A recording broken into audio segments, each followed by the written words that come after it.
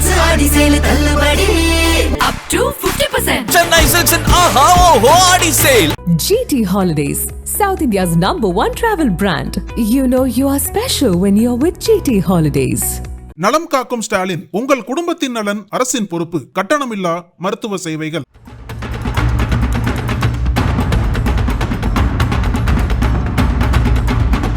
கேரள மாநிலத்தைச் சேர்ந்த கத்தோலிக்க கன்னியாஸ்திரிகள் மதமாற்றம் செய்வதாக கூறி சத்தீஸ்கர் போலீசார் கைது செய்திருப்பது பெரும் அதிர்வலையை ஏற்படுத்தியுள்ளது. கேரள மாநிலத்தைச் சேர்ந்த 2 கத்தோலிக்க கன்னியாஸ்திரிகளான வந்தனா பிரான்சிஸ் மற்றும் பிரீத்தி கடந்த ஜூலை 26 அன்று சத்தீஸ்கரின் நாராயண்பூர் மாவட்டத்தைச் சேர்ந்த 3 சிறுமிகளுடன் துருக் ரயில் நிலையத்தில் சென்று கொண்டிருந்தனர்.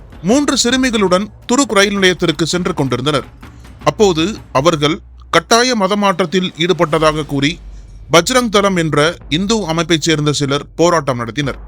இதனைத் தொடர்ந்து சத்தீஸ்கர் காவல்துறை பாரதிய நியாய சன்ஹிதா மற்றும் சத்தீஸ்கர் மத சுதந்திர சட்டம் 1968 ஆகியவற்றின் கீழ் ஆள் கடத்தல் மற்றும் மதமாற்ற குற்றச்சாட்டுகளில் வழக்கு பதிவு செய்து கன்னியாஸ்திரிகளை கைது செய்து துர்க் மாவட்ட சிறையில் அடைத்தது. மேலும் அவர்களுடன் இருந்த 3 சிறுமிகள் மீட்கப்பட்டு அரசு காப்பகத்தில் ஒப்படைக்கப்பட்டனர். இதனிடையே இந்த 3 சிறுமிகளும் நாராயண்பூர் மாவட்டத்தைச் சேர்ந்த பழங்குடியின சமூகத்தைச் சேர்ந்தவர்கள் என்றும் அவர்கள் கேரளாவில் உள்ள ஒரு கிறிஸ்தவ கல்வி நிறுவனத்தில் பயில்வதற்காக கன்னியாஸ்திரிகளுடன் பயணித்ததாகவும் கூறப்படுகிறது. ஆனால் பஜ்ரங் தள உறுப்பினர்கள் சிறுமிகளை கிறிஸ்தவ மதத்திற்கு மாற்றுவதற்காக கன்னியாஸ்திரிகள் அழைத்துச் செல்வதாக குற்றம் சாட்டி ரயில் நிலையத்தில் போராட்டத்தில் ஈடுபட்டதாக கூறப்படுகிறது. இந்த சம்பவம் கேரளாவில் கிறிஸ்தவ சமூகத்தினர் மற்றும் அரசியல் தலைவர்கள் மத்தியில் பெரும் அதிர்ச்சியை ஏற்படுத்தியுள்ளது. கேரள கிறிஸ்தவ சபைகள் மற்றும் சிறுபான்மை அமைப்புகள் கன்னியாஸ்திரிகளின் கைதை கடுமையாக கண்டித்துள்ளன. ஆளும் கம்யூனிஸ்ட் கட்சி, எதிர்க்கட்சிகளான காங்கிரஸ், இந்திய யூனியன் முஸ்லீம் லீக் ஆகியவையும் இந்த நடவடிக்கையை எதிர்த்து குரல் கொடுத்துள்ளன. சிறுமிகளின் குடும்பத்தினர் நாராயண்பூர் காவல் நிலையத்தில் அளித்துள்ள கடிதத்தில் தங்கள் மகள்கள் விருப்பத்துடன் கன்னியாஸ்திரிகளுடன் சென்றதாகவும் கல்வி மற்றும் சமூக மேம்பாட்டிற்காக அவர்களை அனுப்பியதாகவும் தெரிவித்துள்ளனர். இந்த சம்பவத்திற்கு கடும் கண்டனம் தெரிவித்துள்ள கேரள முதல்வர் பினராயி விஜயன், இந்த நடவடிக்கை சங் பரிவாரின் உண்மையான முகத்தை வெளிப்படுத்துகிறது. கிறிஸ்தவ வீடுகளில் கேக்குகளுடனும் புன்னகையுடனும் நுழையும் அதே நபர்கள் இப்போது கன்னியாஸ்திரிகளை வேட்டையாடுகின்றனர். இந்தியாவின் மதச்சார்பற்ற அரசியலமைப்பை குலைக்கவும் மத சுதந்திரத்தை பறிக்கவும் பிரிவினைவாதத்தை தூண்டவும் இது ஒரு முயற்சியாகும். கைதுக்கு எதிராக பிரதமருக்கு உடனடியாக கடிதம் எழுதினேன், ஆனால் இதுவரை பதில் இல்லை. சிறுபான்மையினரின் உரிமைகளும் அரசியல் அமைப்பு உத்தரவாதங்களும் அச்சுறுத்தப்படுகின்றன. இந்த ஆபத்தான போக்கை நாம் எதிர்க்க வேண்டும் என்று தெரிவித்திருக்கிறார். இதனைத் தொடர்ந்து கேரளாவைச் சேர்ந்த நாடாளுமன்ற உறுப்பினர்கள் மத்திய அரசையும் சத்தீஸ்கர் அரசையும் கண்டித்து ஜூலை 29 அன்று நாடாளுமன்ற வளாகத்தில் ஆர்ப்பாட்டத்தில் ஈடுபட்டனர்.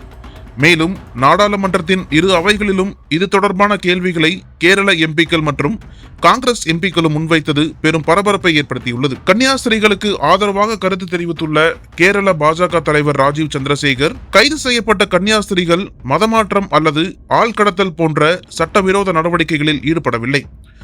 கன்னியாஸ்திரிகளை விடுவிக்க சத்தீஸ்கர் அரசை வலியுறுத்தியுள்ளோம். சம்பவம் நடந்த உடனே நாங்கள் சத்தீஸ்கர் அரசை தொடர்பு கொண்டோம்.